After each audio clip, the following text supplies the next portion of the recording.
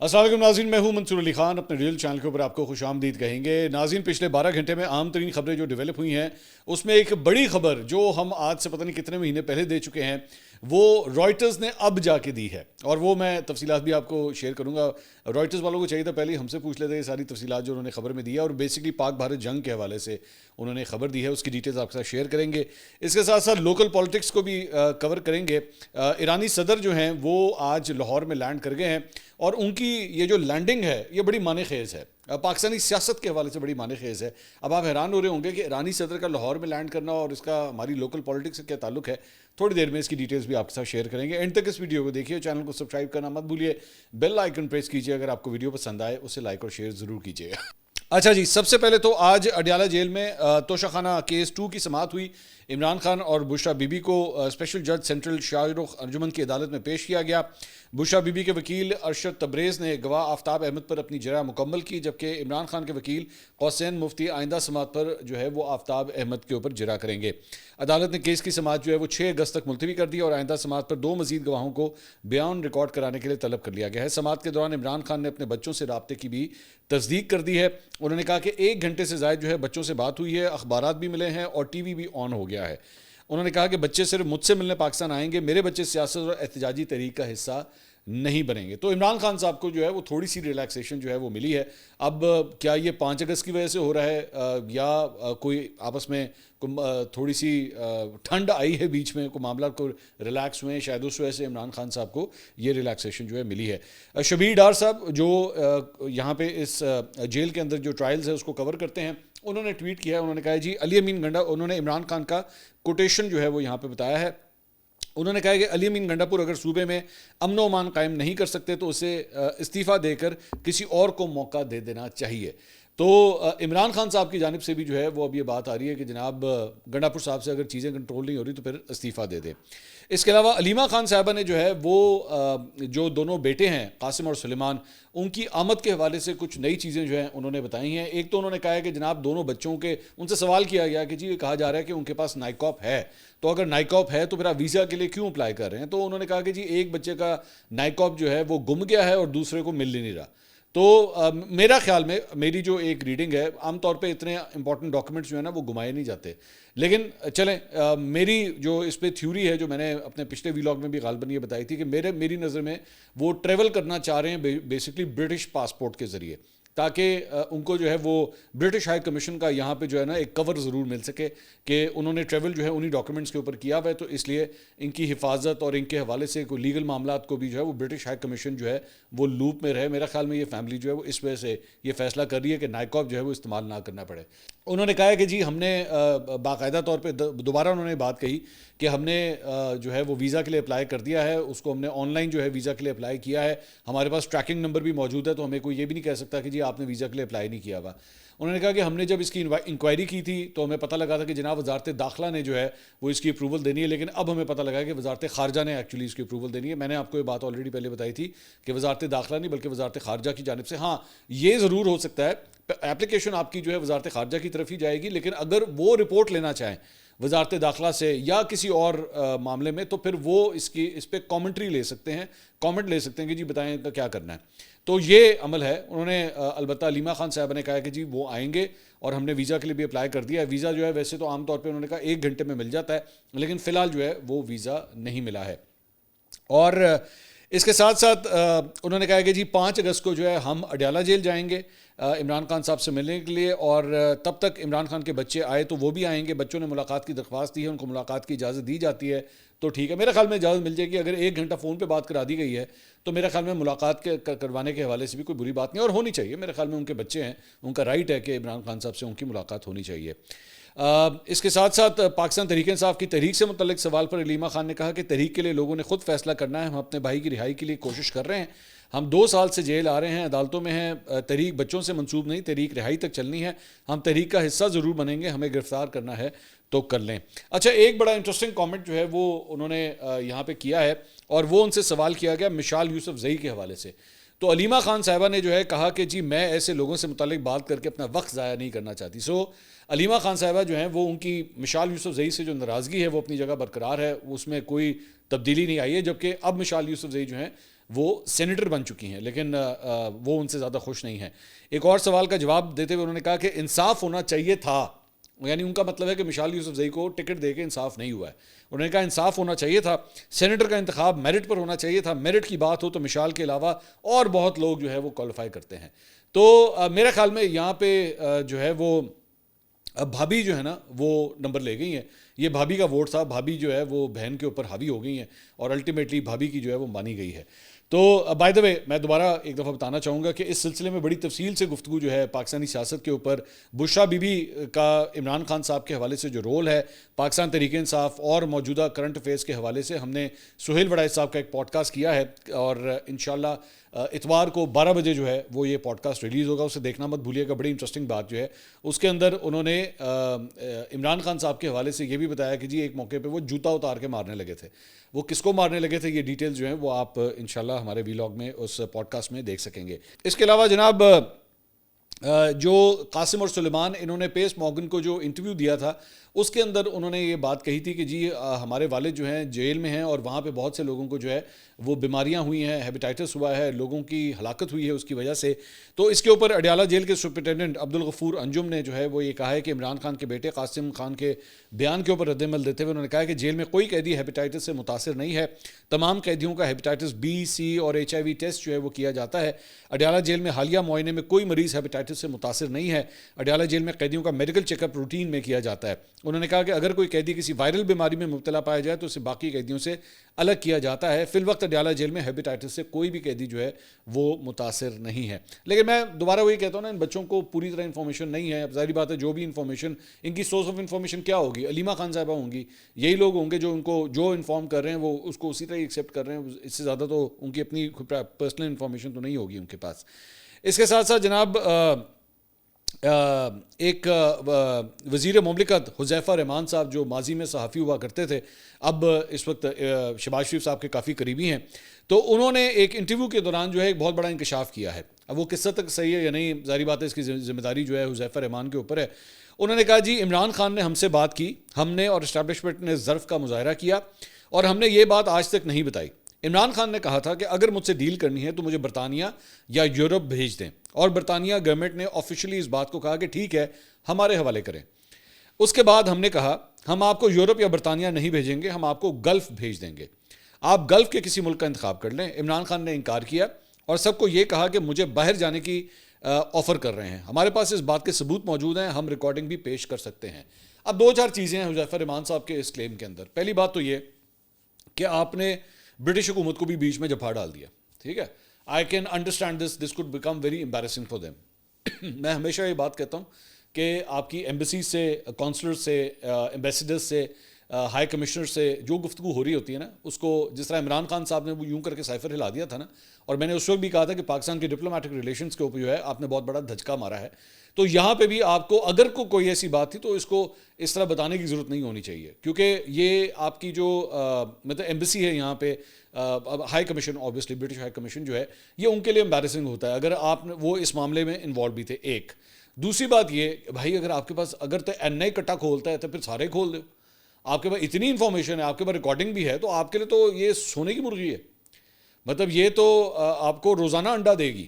اگر آپ اس کو حلال کرنے پہ نہ آ گئے، آپ نے ایک ایک کر کے انڈا نکالا، تو آپ تو اس آڈیو کو ریلیز کریں تاکہ لوگوں کو پتہ لگے کہ جناب اچھا عمران خان صاحب جو ہے یہ اس قسم کی ڈیلے کھڑکا رہے تھے کہ یہاں پہ یہ جو اس قسم کی بار بار بات ہوتی ہے جی ڈٹ کے کھڑا ہے اب عمران، تو ایسا نہ ہو۔ آپ بتائیے یہ آڈیو کیا کرنا ہے، آڈیو انڈے دے رہی ہے وہاں پہ جی، تسی یہ دستا ہے کہ جی برٹش ہائی کمیشن جو ہے وہ اس کے اندر انوالو تھا یا برٹش حکومت جو ہے انوالو تھی، تو پھر تو ایک منٹ لگائیں جی، اور نے سائفر ریلیز کرتا تھی تو تسی آڈیو ریلیز کر دو، انہوں نے بھی اپنے سیاسی فائدے کے لیے کام کیا تھا، تسی بھی کر لو جو اگر اتنی بڑی بات ہے تو، ٹھیک ہے۔ اس کے علاوہ جناب انصار عباسی صاحب نے کالم لکھا ہے، انہوں نے کہا جی پاکستان تحریک انصاف کے بانی عمران خان کی جانب سے حکومت کے ساتھ سیاسی مذاکرات سے مسلسل انکار کو اب خود ان کی پارٹی کے اندر کئی لوگ سنگین بحران کی بڑی وجہ قرار دے رہے ہیں۔ حالیہ ہفتوں میں پی ٹی آئی کی پارلیمانی پارٹی کے کئی ارکان نے پارٹی کی حکمت عملی پر شدید تشویش کا اظہار کیا ہے۔ کچھ کو خدشہ ہے کہ عسکری قیادت پر عمران خان کی تنقید اور تصادم کی پالیسی ریاستی رد عمل کو مزید سخت کر سکتی ہے۔ اندرونی اجلاسوں میں سینئر ارکان نے عمران خان کو خبردار کیا کہ سیاسی عمل سے دوری کی صورت میں پارٹی کو اجتماعی گرفتاریوں اور طویل المیعاد نااہلیوں کا سامنا کرنا پڑ سکتا ہے۔ ان تمام وارننگز کے باوجود عمران خان اپنے موقف پر قائم ہے، حکومت کے ساتھ کسی بھی سطح پر بات چیت کی اجازت نہ دی اور صرف اسٹیبلشمنٹ سے بات کرنے کی خواہش ظاہر کی، لیکن عسکری قیادت کی جانب سے اس پر کوئی جواب نہیں آیا۔ عمران خان کی تصادموں پر مبنی حکمت عملی اور مذاکرات سے انکار نے پارٹی کو پہلے ہی بھاری نقصان پہنچایا ہے اور آنے والے ہفتوں میں مزید عدالتی فیصلوں کے نتیجے میں پارٹی کو مزید دھچکے لگ سکتے ہیں۔ میں جناب انصار عباسی صاحب کی اس بات کو بالکل ویلیڈیٹ کرتا ہوں، کیونکہ مجھ سے خود پاکستان تحریک انصاف کے کئی لوگوں نے جو ہے پرائیویٹلی یہ گفتگو کی ہوئی ہے۔ یہ بالکل صحیح کہہ رہے ہیں، میرے خیال میں انصار عباسی صاحب کی خبر غلط نہیں ہے۔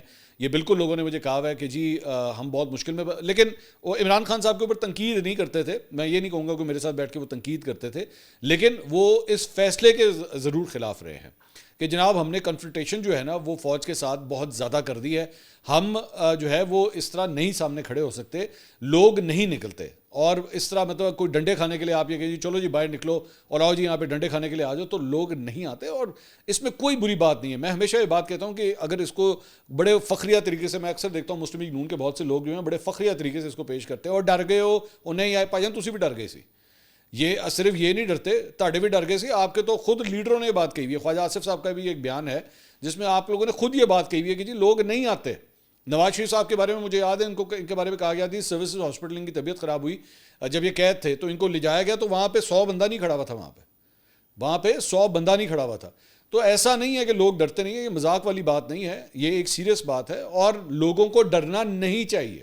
ماحول، میرا کہنے کا مطلب ہے ایسا نہیں ہونا چاہیے کہ لوگوں کو ڈر ہو کہ لوگ جو ہیں وہ اس بات سے نہ نکلیں۔ جمہوری رائٹ ہوتا ہے احتجاج کرنا، ہاں پرامن احتجاج کرنا، اس احتجاج میں جو ہے وہ تشدد کا عنصر نہیں ہونا چاہیے۔ تو لیکن ظاہری بات ہے یہاں پہ لوگوں کو جو ہے پرامن احتجاج کرنے کی اجازت نہیں دی جا رہی، اور جہاں جس ملک کے اندر بھی پرامن طریقے سے احتجاج کرنے کی اجازت نہ ملے تو وہ ڈیموکریسی کے انڈیکس کے اوپر پھر وہ اس کو کوئی اچھے نمبر نہیں مل سکتے، اس کے اچھے مارکس نہیں مل سکتے، نو کویسچن اباؤٹ دیٹ۔ تو یہ نہیں ہے کہ جی آج چونکہ عمران خان جو ہے وہ چونکہ اپوزیشن میں ہے یا وہ جیل کے اندر ہے تو آج ہم کہتے ہیں جی واہ واہ واہ واہ بڑی کمال ڈیموکریسی چل رہی ہے، جی بڑی زبردست جمہوریت چل رہی ہے۔ نہیں نہیں نہیں، بالکل نہیں۔ اور اس کی جو گراوٹ کا سلسلہ ہے، اس کی گراوٹ کا سلسلہ جو ہے وہ عمران خان صاحب کے دور میں شروع ہوا، آج ہم اس سے بھی زیادہ پستی میں جا چکے ہیں۔ یہ ہے پوری سٹوری۔ مجھے اعتراض ہوتا ہے ان لوگوں کے بارے میں جو یہ اکثر یہ کہنے کی کوشش کرتے ہیں کہ جناب آج بڑے برے حالات ہیں، عمران خان کے دور میں بہت اچھا تھا۔ نہیں، عمران خان کے دور میں بھی حالات خراب تھے، صرف فرق یہ ہے کہ آج کے، مجھے کہنے دیجیے، آج میں یہ کہنا چاہوں گا، اس وقت کے جو لونڈے لپاڑے تھے نا وہ اس وقت بیٹھ کے اس کو کہتے تھے جی نہیں نہیں نہیں نہیں، یہ تو بہت ضروری ہے، یہ اسٹیٹ کے لیے بہت ضروری ہے، یہ اس طرح کی چیزیں کرنا، لوگوں کی زبان بندی کرنا، لوگوں کو آفر کر دینا، احتجاج نہ کرنے دینا، یہ سارا کچھ اسٹیٹ کے لیے بہت ضروری ہے۔ تو ہم اس وقت بھی یہ بات کہتے تھے بھائی یہ جمہوریت کے لیے صحیح نہیں ہے، یہ جو کچھ بھی ہو رہا ہے اس سے جمہوریت کا نقصان ہے۔ آج اس سے بھی حالات خراب ہو گئے ہیں تو ظاہری بات ہے آج بھی صحیح نہیں ہے، جو چیز پہلے بھی صحیح نہیں تھی تو وہ آج کس طرح صحیح ہو سکتی ہے؟ آج بھی صحیح نہیں ہے۔ یہ ہے پوری کہانی۔ فراڈ یہ لوگ یہ مارتے ہیں، یہ بے شرم لوگ فراڈ یہاں یہ مارتے ہیں کہ ایک دونوں سائڈز کے، کہ وہ کہتے ہیں کہ جناب اس وقت جو ہے وہ حالات بہت خراب تھے، ہونے بہتر نے، یا پھر دوسری سائڈ کہتی ہے نہیں اب بہت خراب ہیں، اس وقت بہت اچھے تھے۔ نہیں بھائی جان، دونوں ہی بہت خراب ہیں، یہ ہے حقیقت۔ کسی بھی انٹرنیشنل آرگنائزیشن سے اگر آپ پوچھیں گے نا کہ کیا پاکستان میں ہائی ڈیموکریسی ہے، انہوں نے چٹا نہ کرنا تھا، سیدھی سیدھی اصل بات یہ ہے۔ اس کے علاوہ ایک اور جو ڈیولپمنٹ ہوئی ہے وہ ایران کے صدر مسعود پزشکیان جو ہیں وہ 2 روزہ دورے کے اوپر جو ہے وہ آج پاکستان پہنچے ہیں اور لاہور میں انہوں نے لینڈ کیا ہے۔ اچھا، انٹرسٹنگ بات جو ویژولز تھے اس بات کے، پہلی بات تو یہ کہ انٹرنیشنل سیناریو کے اندر اگر آپ اس کو دیکھیں پاکستان کی بہت بڑی جیت ہے۔ یہ میں اس کو کیوں پاکستان کی بہت بڑی جیت کہوں گا، وہاں پہ ڈونلڈ ٹرمپ جو ہے وہ تعریفیں کر کر اس کا منہ نہیں تھک رہا پاکستان کے حوالے سے نا۔ پاکستان کو اس نے مطلب جو ٹیرف دیا وہ 19% دیا، ساؤتھ ایشیا کے اندر جو ہے وہ سب سے بہترین ٹیرف جو ہے وہ پاکستان کو ملا اس سارے معاملے میں۔ ایک چیز، چائنا کے ساتھ آپ کے معاملات وہ بھی بہت اچھے چل رہے ہیں۔ ایران کے صدر جو ہیں وہ پاکستان میں لینڈ کر رہے ہیں، اور ابھی بھی یہ دونوں ملک جو ہیں آپس میں جنگ میں ملوث رہے ہیں، ایران اور امریکہ۔ تو خارجی تعلقات کے حوالے سے پاکستان کی بہت بڑی ون ہے۔ لیکن سیاسی معاملات، تو جو میں نے شروع میں آپ سے بات کی تھی کہ سیاسی معاملات کے حوالے سے اس کو ذرا دیکھنے کی ضرورت ہے۔ نواز شریف صاحب نے ان کا جو ہے وہ استقبال کیا، مریم نواز صاحبہ بھی ان کے ساتھ موجود تھیں اور ان دونوں نے ان کا استقبال کیا۔ اب عام طور پہ جو پروٹوکول ہوتا ہے، کبھی بھی جو ہیڈ آف دا اسٹیٹ ہوتا ہے، دا پریزیڈنٹ، وہ اگر کہیں پہ لینڈ کرتا ہے تو یا تو اس کو اس ملک کا صدر ریسیو کرتا ہے یا ملک کا وزیر اعظم ریسیو کرتا ہے، اور وزیر خارجہ تو ہوتا ہی ہوتا ہے۔ یعنی کہ اس معاملے میں اسحاق ڈار صاحب، چلیں اسحاق ڈار صاحب نہیں تھے لیکن کم از کم ان 2 افراد میں سے ایک کو جو ہے یہاں پہ ہونا چاہیے تھا، لیکن ان کو ریسیو کرنے کے لیے کوئی نہیں تھا۔ ریسیو کس نے کیا؟ نواز شریف صاحب۔ نواز شریف صاحب کے پاس اس وقت سوائے 2 عہدوں کے، ایک وہ ایک ایم این اے ہیں، دوسرا وہ مسلم لیگ نون کے صدر ہیں۔ تو میرے خیال میں مسعود پزشکیان جو ہیں وہ مسلم لیگ نون کے صدر سے ملنے کے لیے تو نہیں آئے ہوئے، وہ آئے ہوئے ہیں پاکستان، اور وہ ایک آفیشیل وزٹ پہ یہاں پہ آئے ہوئے ہیں، جس کی وجہ سے لاہور کو اس وقت کافی سیکیور کیا گیا ہے. تو کم از کم ان کو ایک آفیشیل ویلکم تو ملنا چاہیے تھا. لیکن اب اس کا جو دوسرا سائیڈ ہے، یہ تو ہوگی جو میں آفیشیل ڈپلومیٹک نارمز کی میں بات کر رہا ہوں، لیکن اس کا جو ایک دوسرا سائیڈ ہے وہ یہ ہے کہ اس کے جو آپٹکس گئے ہیں، اس کے جو ویژلز گئے ہیں، وہ یہ ہے کہ آج بھی نواز شریف صاحب جو ہے نا وہ پورا ان کی گرپ اور کنٹرول جو ہے وہ موجود ہے. یعنی کہ ان کا عہدہ جو ہے وہ شہباز شریف صاحب سے بھی ایک سٹیپ اوپر ہے، ایون تو ان کے پاس کوئی عہدہ نہیں ہے. اگر آپ اس کو لوکل پالیٹکس کی نظر میں آپ دیکھیں تو یہ صورتحال ہے. وہیں پہ اس کا ایک دوسری فلپ سائڈ بھی ہے اس سارے معاملے کی، اور وہ یہ ہے، بلکہ میں چاہوں گا، میں سہیل وڑائچ صاحب نے ایکچولی اس پہ کالم لکھا ہے اور ہمارے پوڈ کاسٹ میں بھی انہوں نے اس بارے میں گفتگو کی ہے، اور میں نے ایکچولی اس گفتگو میں اس پوائنٹ کو میں نے بھی ریز کیا تھا. انہوں نے لکھا ہے کہ وزیر اعظم واقعی شریف ہیں کہ پورے ملک کے چیف ایگزیکٹو اور وزیر اعظم ہونے کے باوجود ان کے ساتھ نہ وزیر اعلیٰ پنجاب موجود تھیں اور نہ چیف سیکرٹری اور نہ ہی آئی جی پولیس. یہ جو بیسکلی پرائم منسٹر بھی آئے تھے نا، جہاں پہ انہوں نے حنیف عباسی صاحب کا جو فنکشن تھا ریلوے کے حوالے سے، اس کے اندر جو انہوں نے شرکت کی تھی شہباز شریف صاحب نے، تو اس کے اندر وہاں پہ مریم نواز صاحبہ جو ہے موجود ہی نہیں تھیں. لاہور کے اندر، لاہور کے ریلوے اسٹیشن کے اوپر جو ہے وہ ایک فنکشن ہو رہا ہے اور وہاں پہ چیف منسٹر موجود ہی نہیں تھیں، جبکہ عام طور پہ یہ بھی پروٹوکول ہوتا ہے کہ اگر پرائم منسٹر کہیں پہ آ رہا ہے، ایون تو پرائم منسٹر کا تعلق لاہور سے ہی ہے بے شک ہو، لیکن اس کے باوجود وہاں کے صوبے کا جو چیف منسٹر ہے، اب مثال کے طور پہ جب پرائم منسٹر کوئٹہ جائیں گے تو وہاں پہ سرفراز بگٹی جو ہے وہ ضرور ان کو ملنے کے لیے جائیں گے، وہ وہاں پہ ان کو ریسیو بھی کریں گے، ان کے ساتھ ساتھ رہیں گے. اسی طرح اگر وہ سندھ جائیں گے تو مراد علی شاہ صاحب جو ہیں ان سے ضرور ملیں گے. یہاں پہ جو اپنی بھتیجی ہیں وہ ان کو ویلکم کرنے کے لیے یا ان کو ملنے کے لیے اس فنکشن میں نہیں آئیں. تو اس پہ آگے وہ لکھتے ہیں کہ حالانکہ پروٹوکول کا تقاضا ہے کہ وزیر اعظم لاہور آئیں تو صوبے کی ٹاپ انتظامیہ ان کے ہم رکاب ہوں. پنجاب کی یہی بے اعتنائی ہمیں صدر پاکستان آصف علی زرداری کے دورے کے دوران بھی نظر آتی ہے. صدر سے تو گویا خیر سگالی ملاقاتوں کی روایت ہی ختم کر دی گئی ہے.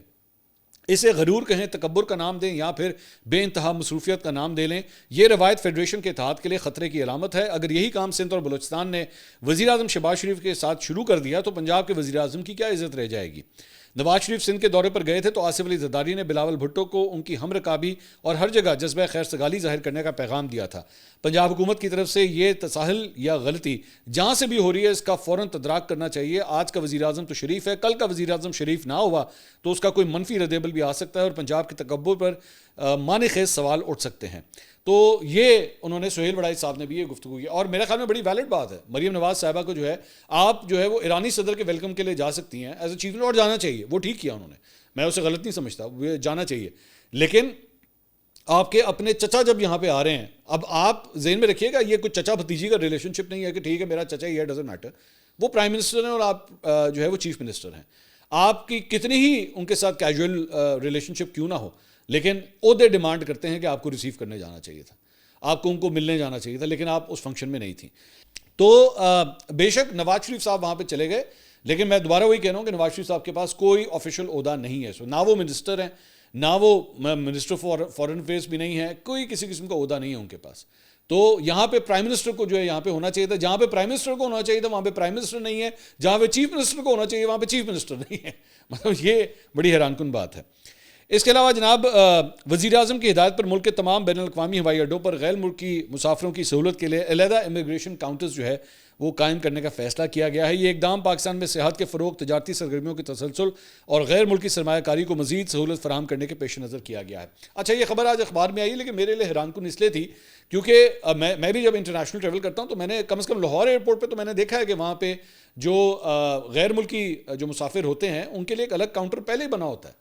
اور میں نے ایون دیگر ممالک کے اندر بھی جہاں پہ دیکھا ہے وہاں پہ لوکل جو پاسپورٹ ہولڈرز ہوتے ہیں، آپ یو اے ای چلے جائیں، انگلینڈ چلے جائیں، امریکہ چلے جائیں، تو ان کے ایک الگ کاؤنٹر ہوتا ہے، اور جو فورن پاسپورٹس رکھتے ہیں ان کے ویسے ہی الگ کاؤنٹر ہوتا ہے. سو میرے لیے آئی ڈونٹ نو یہ خبر یا تو انکمپلیٹ ہے یا اس کی انفارمیشن جو ہے وہ مجھے سمجھ نہیں آئی.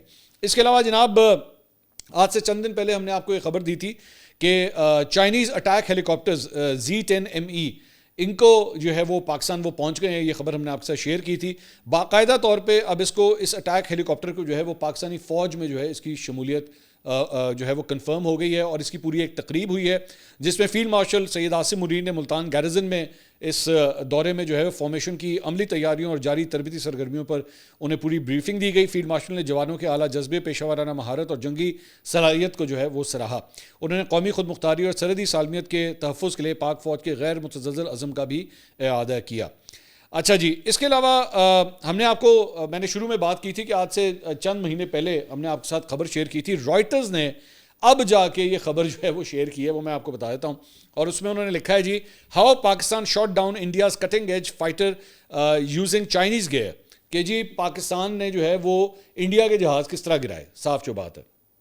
تو اس میں وہ لکھتے ہیں کہ پاکستان نے بھارت کی جدید ترین لڑاکا طیارے کو کیسے مار گرایا.